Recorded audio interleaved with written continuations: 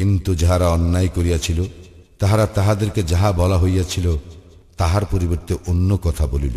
সুতরাং অনাচারীদের প্রতি আমি আকাশ হইতে শাস্তি প্রেরণ করিলাম, কারণ তাহারা সত্য ত্যাগ করিয়াছিল।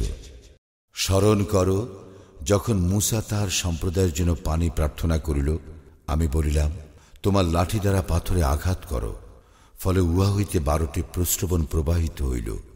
প্রত্যেক গোত্র নিজ নিজ পানস্থান চিনিয়া লইল। বলিলাম, আল্লাহ প্রদত্ত জীবিকা হইতে তোমরা পানাহার করো এবং দুষ্কৃতিকারীরূপে পৃথিবীতে নৈরাজ্য সৃষ্টি করিয়া বেড়াইও না।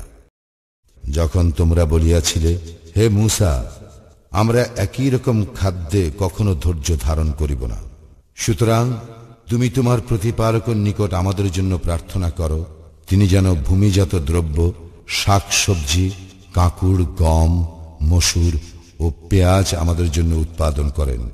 মূসা বলিল, তোমরা কি উৎকৃষ্টতর বস্তুকে নিকৃষ্টতর বস্তুর সঙ্গে বদল করিতে চাও?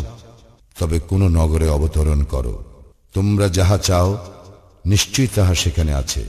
তাহারা লাঞ্ছনা ও দারিদ্র্যগ্রস্ত হইল এবং তাহারা আল্লাহর ক্রোধের পাত্র হইল। ইহা এই জন্য যে তাহারা আল্লাহর আয়াতকে অস্বীকার করিত এবং নবীগণকে অন্যায়ভাবে হত্যা করিত। অবাধ্যতা ও সীমা লঙ্ঘন করিবার জন্যই তাহাদের এই পরিণতি হইয়াছে।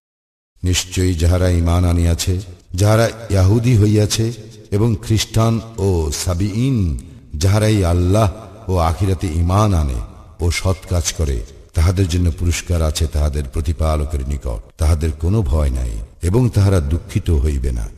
স্মরণ করো যখন তোমাদের অঙ্গীকার নিয়াছিলাম এবং তুরকে তোমাদের ঊর্ধ্বে উত্তোলন করিয়াছিলাম, বলিয়াছিলাম, আমি যাহা দিলাম দৃঢ়তার সঙ্গে গ্রহণ করো এবং তাহাতে যাহা আছে তাহা স্মরণ রাখো, যাহাতে তোমরা সাবধান হইয়া চলিতে পারো।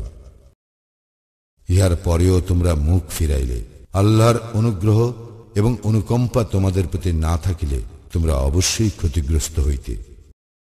তোমাদের মধ্যে যাহারা শনিবার সম্পর্কে সীমা লঙ্ঘন করিয়াছিল তাহাদেরকে তোমরা নিশ্চিতভাবে জানো। আমি তাহাদের বলিয়াছিলাম, তোমরা ঘৃণিত বানর হও। আমি ইহা তাহাদের সমসাময়িক ও পরবর্তী গণের শিক্ষা গ্রহণের জন্য দৃষ্টান্ত ও মুত্তাকীদের জন্য উপদেশ স্বরূপ করিয়াছি। স্মরণ করো যখন মূসা আপন সম্প্রদায়কে বলিয়াছিল, নিশ্চয়ই আল্লাহ তোমাদেরকে একটি গরু জবাহ করার আদেশ দিয়াছেন। তাহারা বলিয়াছিল, তুমি কি আমাদের সঙ্গে ঠাট্টা করিতেছ? মূসা বলিল, আল্লাহর শরণ লইতেছি, যাহাতে আমি অজ্ঞদের অন্তর্ভুক্ত না হই। তাহারা বলিল, আমাদের জন্য তোমার প্রতিপালককে স্পষ্টভাবে জানাইয়া দিতে বলো, উহা কিরূপ? মূসা বলিল, আল্লাহ বলিতেছেন, উহা এমন গরু যাহা বৃদ্ধ নয়, অল্প বয়স্ক নয়, মধ্যবয়সী। সুতরাং তোমরা যাহা আদিষ্ট হইয়াছ তাহা করো। তাহারা বলিল, আমাদের জন্য তোমার প্রতিপালককে স্পষ্টভাবে জানাইয়া দিতে বলো, উহার রং কি? মূসা বলিল, আল্লাহ বলিতেছেন, উহা হলুদ বর্ণের গরু, উহার রং উজ্জ্বল গাঢ়, যাহা দর্শকদের আনন্দ দেয়।